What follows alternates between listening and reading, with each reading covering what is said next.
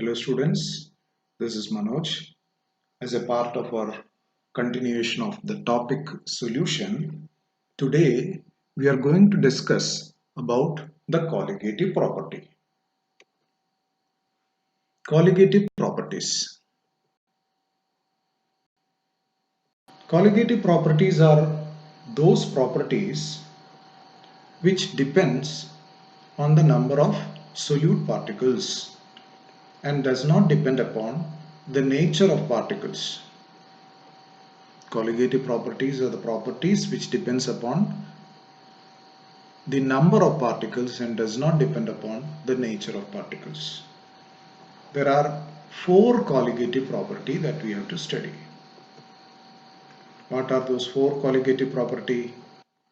One is relative lowering of vapor pressure. The second is elevation in boiling point. And third is depression in freezing point. And the fourth is osmotic pressure. These are the four colligative properties that we have to study. Okay, so let us begin.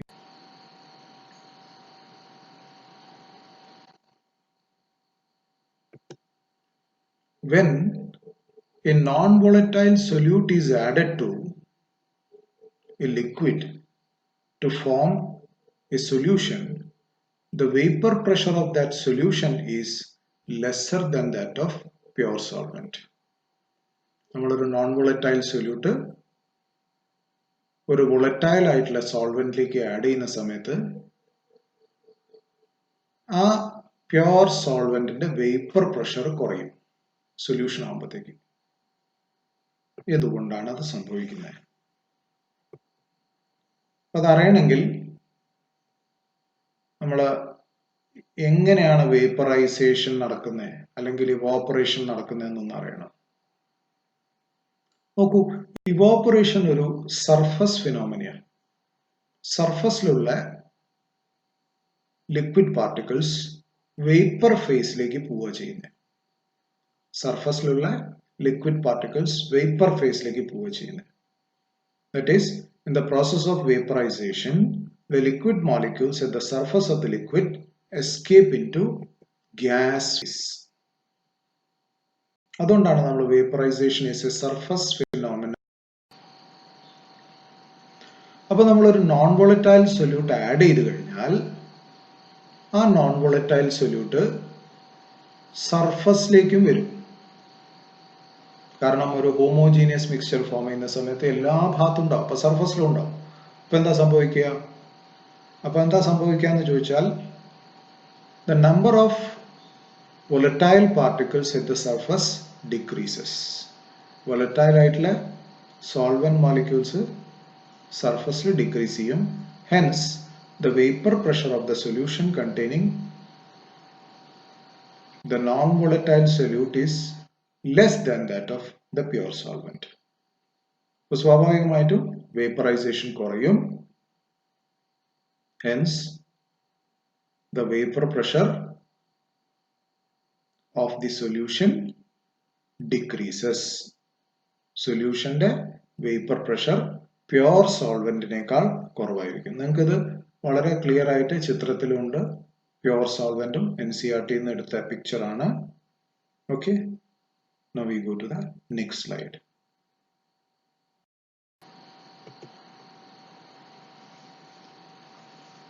ഇനി നമ്മൾ മാത്തമാറ്റിക്കലായിട്ട്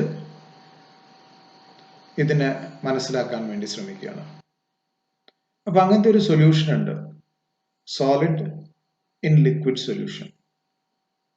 അങ്ങനത്തെ ഒരു സൊല്യൂഷനിൽ നമ്മൾ ആ സൊല്യൂഷന്റെ total vapour pressure എടുക്കുകയാണെന്ന് വെച്ചോ, അല്ലെങ്കിൽ സൊല്യൂഷന്റെ vapour pressure എടുക്കുകയാണെന്ന് വെച്ചോ, we know that the vapor pressure of the solution is equal to partial vapor pressure of component A plus partial vapor pressure of component B.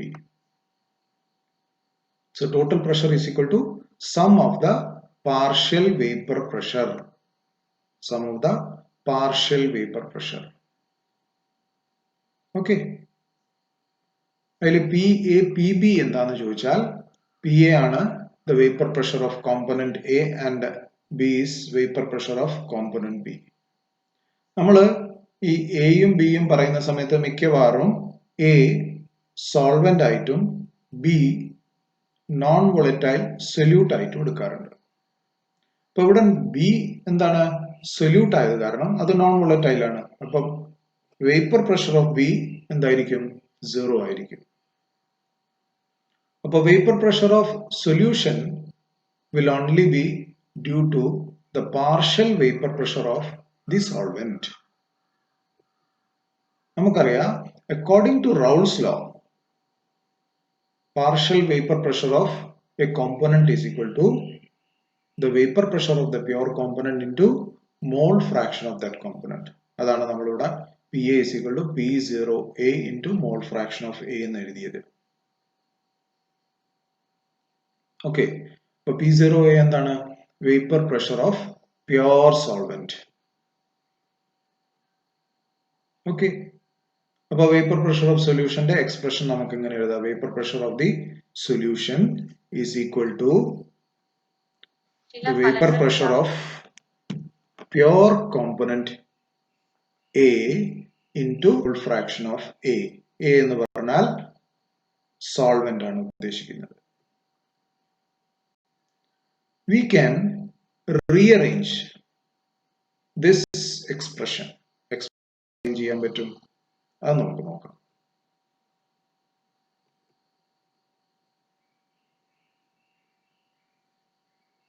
നമുക്ക് എക്സ്പ്രഷനെ എങ്ങനെ റീഅറേഞ്ച് ചെയ്യാം?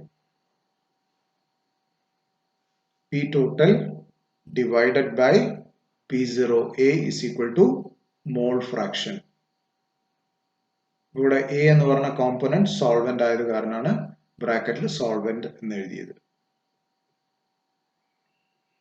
ഇതിൽ ചില റീഅറേഞ്ച്മെന്റ്സ് further നമ്മൾ നടത്തുകയാണ്. രണ്ട് ഭാഗത്തും both sides are subtracted by 1. അങ്ങനെ വരുന്ന സമയത്ത് നമുക്കൊരു എക്സ്പ്രഷൻ കിട്ടും. എന്താണ് എക്സ്പ്രഷൻ? ആ എക്സ്പ്രഷൻ ആണ് P0A minus P solution divided by P0A.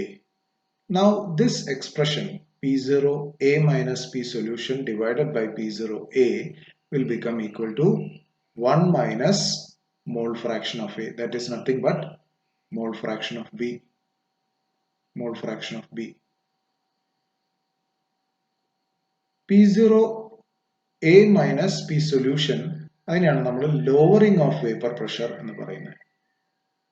എന്നാൽ P0A minus P solution divided by P0A ഇങ്ങനെ എഴുതുകയാണെങ്കിൽ അതിനെയാണ് നമ്മൾ relative lowering of vapour pressure എന്ന് പറയുന്നത്. Relative lowering of vapour pressure. Okay, and you know that relative lowering of vapour pressure is equal to mole fraction of non-volatile solute. Okay, now we go to the next slide.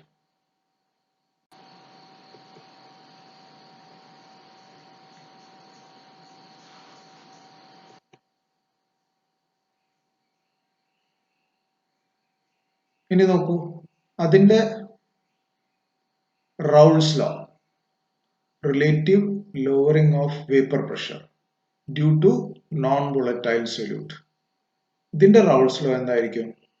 The relative lowering of vapor pressure is equal to mole fraction of non-volatile solute.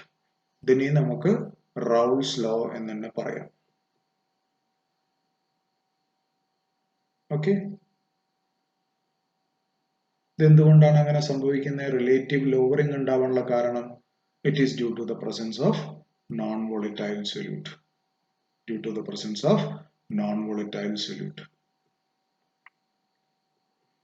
The mathematical expression you can see it's very simple. ഈ expression നമ്മൾ കാൽക്കുലേഷന് വേണ്ടി ഉപയോഗിക്കും. ഇതിലത്തെ ഓരോ ടേംസും explain ചെയ്തിട്ടുണ്ട്. P0A എന്ന് പറഞ്ഞാൽ vapour pressure of pure solvent, P എന്ന് പറഞ്ഞാൽ vapour pressure of solution, and you know that the mole fraction of solute. Okay. Now let us go through some problems based on this relative lowering of vapor pressure. ഇവിടെ തന്നിരിക്കുന്നത് vapor pressure of pure benzene at a certain temperature is 640 millimeter of Hg. The vapor pressure of pure benzene at a certain temperature is 640 mm of Hg. അതിലേക്ക് നമ്മളൊരു non volatile ആയിട്ടുള്ള solid add ചെയ്യാണ്. അതിന്റെ wait ആണ് 2.175 grams. And that is added to 39 grams of benzene. The vapor pressure of the solution കുറയും. Solution vapor pressure കുറയും. എത്രയാവും? 600 mm of Hg. Now we have to determine the molecular weight of the solid substance.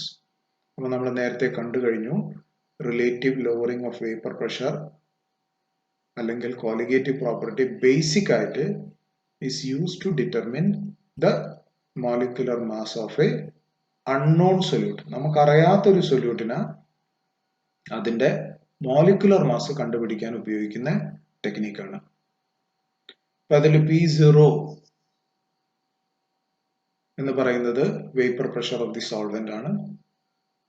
P എന്ന് പറയുന്ന vapour pressure of the solution ആണ്. Mole fraction of B is equal to number of moles of B divided by total number of moles. Okay.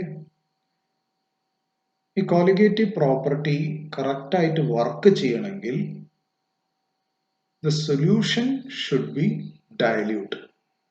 Solution dilute ആയിരിക്കണം. Dilute എന്ന് പറഞ്ഞാൽ it should be less than the concentration should be less than 3%. 3% maximum 5% വരെ ആവാം.